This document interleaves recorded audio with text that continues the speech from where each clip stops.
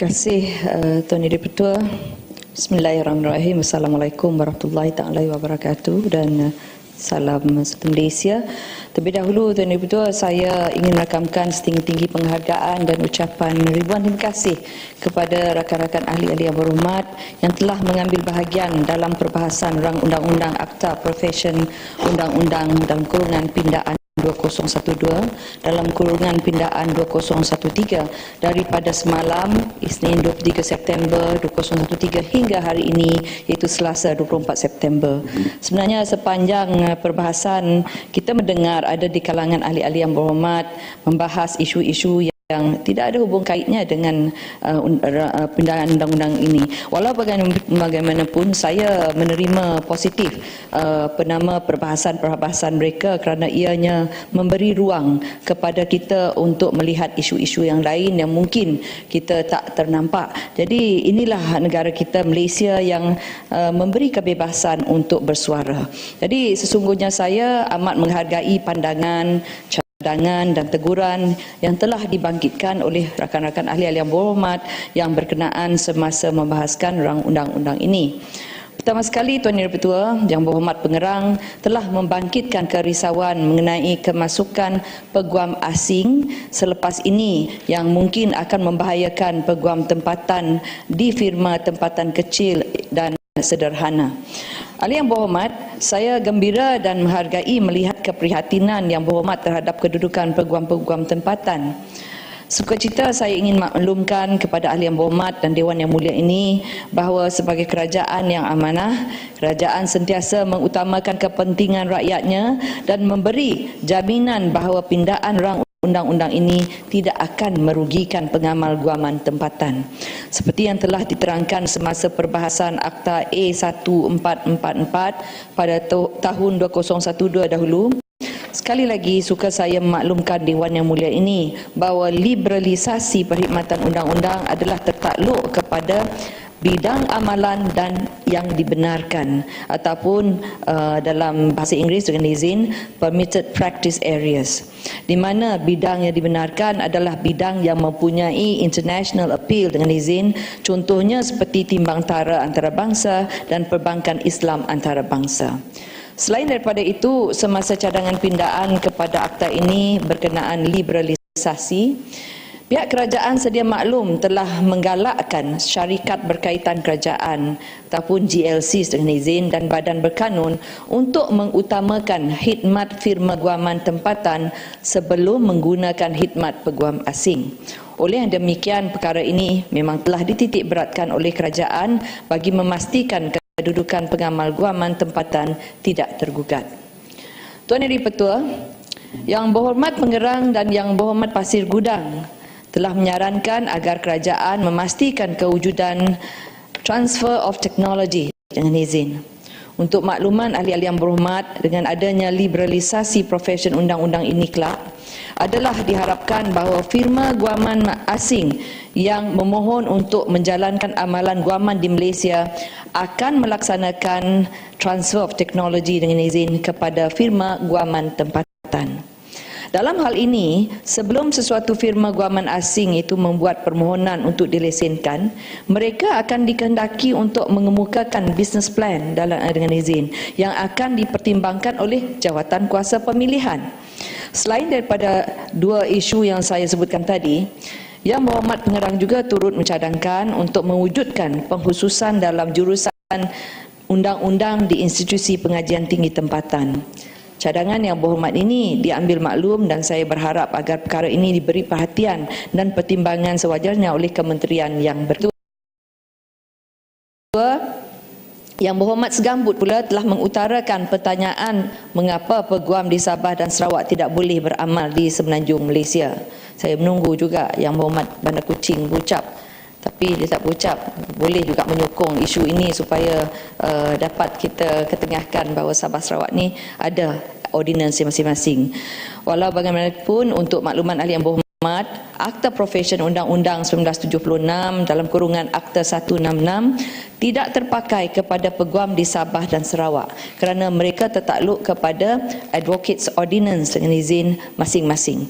Oleh yang demikian, tidak timbul isu kita membezakan antara peguam asing dan peguam di Sarawak dan Sabah. Selanjutnya, dimaklumkan bahawa pihak kerajaan difahamkan bahawa Badan Peguam Sabah dan Sarawak masih belum bersedia untuk membuka profesion undang-undang mereka kepada peguam asing. Berkenaan dengan mengapa Peguam Semenanjung Malaysia tidak boleh menjalankan amalan di Sabah dan Sarawak, perkara ini adalah tertakluk juga kepada peruntukan di bawah Advocates Ordinance Sabah dan Sarawak. Seterusnya, Tuan Yang Di-Pertua Yang Berhormat Boleh saya sebut minta penjelasan. Terima kasih Datuk Speaker, terima kasih Yang Berhormat Menteri.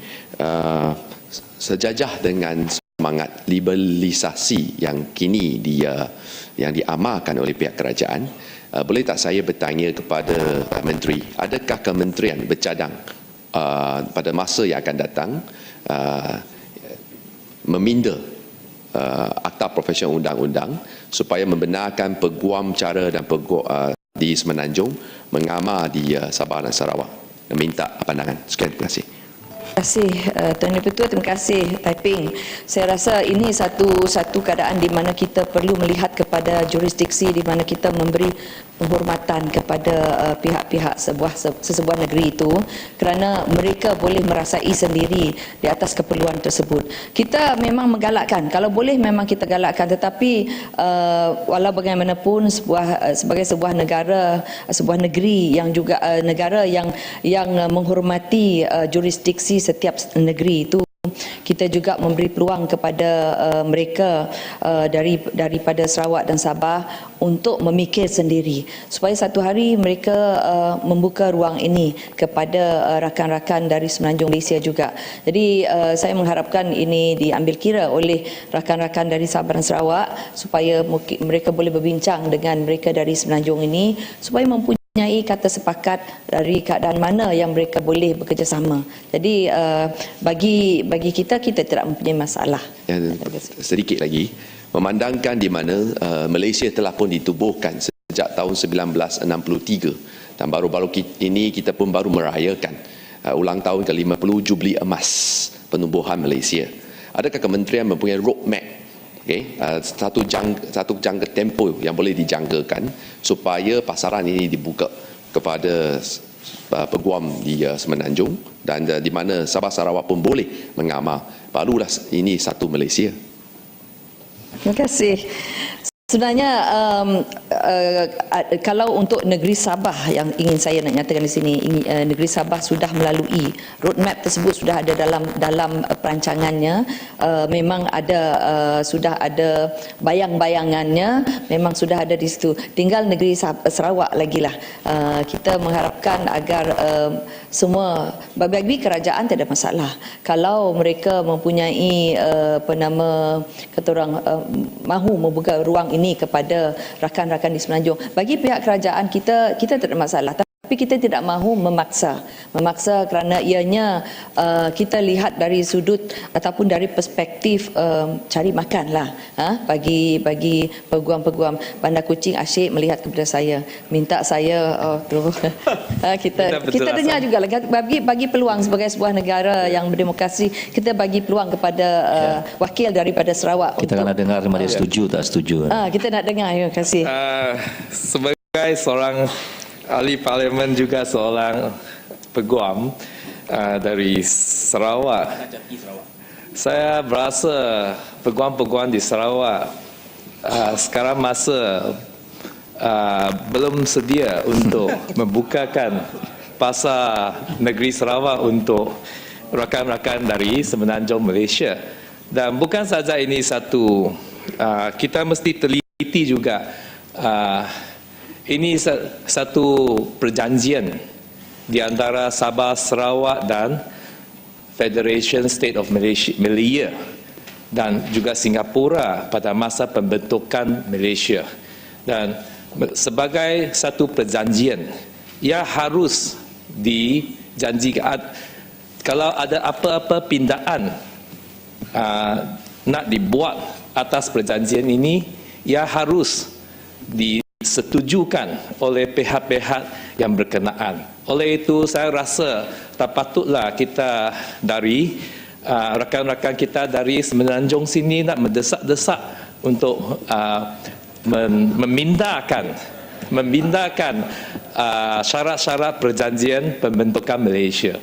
Ya, terima kasih Tuan Dipertua, terima kasih rakan saya dari Bandar Kuching. Kalau dulu saya MP jadi backbencher, saya boleh sokong lah. Tapi sekarang sebagai Perdana Menteri, saya terpaksa berlaku berkecuali dalam hal ini. Namun begitu saya memahami dan kita yang hormat, kita juga menghormati. Inilah seperti mana yang dikatakan, itu sudah dah termaktub dalam perjanjian kita. Kalau kita nak melakukan satu pindaan, perubahan ke apa, kita perlu consult dengan izin satu sama yang lain bagi menghormati kesediaan mereka. Yang Bapak Menteri, saya cuma bertanya secara sopan saja. Saya tak kata typing berdesak, tapi itu rakan pandangan. tapi saya rasa itu rakan DAP sama-sama berpolitik sendirilah nanti ya. Perkataan mendesak tak keluar dari menteri tetapi keluar daripada rakan sendiri. Namun begitu Tuan Dipertua, saya mengucapkan terima kasih di atas pandangan yang diberi oleh kedua-dua pihak tersebut kerana ia merupakan satu perbincangan yang sihat. Sekurang-kurang kita memahami apa yang dalam pemikiran rakan kita dari Sarawak. Belum dengar lagi daripada Sabah, tapi insya-Allah saya rasa Sabah sudah membuka laluan sudah. Sabah sudah membuka laluan. Nak cakap juga? Okeylah. Tentang perkara ini ya, Sabah yang ada semua yang stand sama bersama-sama ini Sarawak.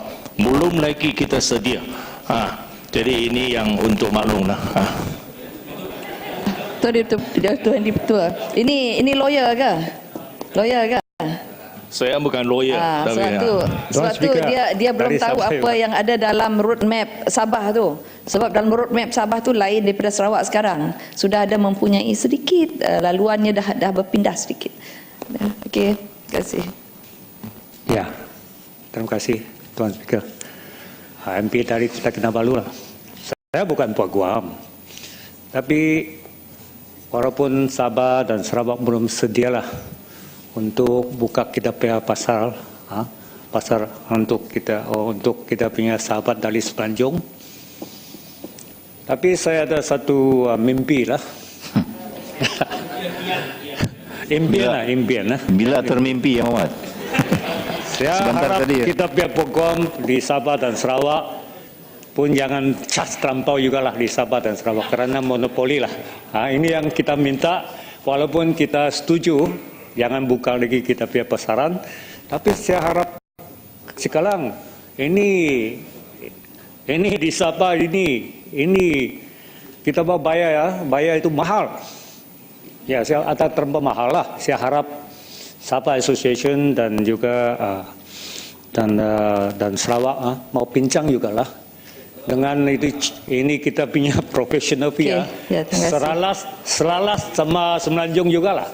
Ini kita punya harapan. Ini kita orang businessman. Ya. Jadi kita harap bolehlah ambil timbangan. Ya. Lawyer kita di Sabah, Sarawak, seralas dia punya profesional fee seralas dengan Semenanjung lah. Ya, terima kasih. Tuan Dipertua.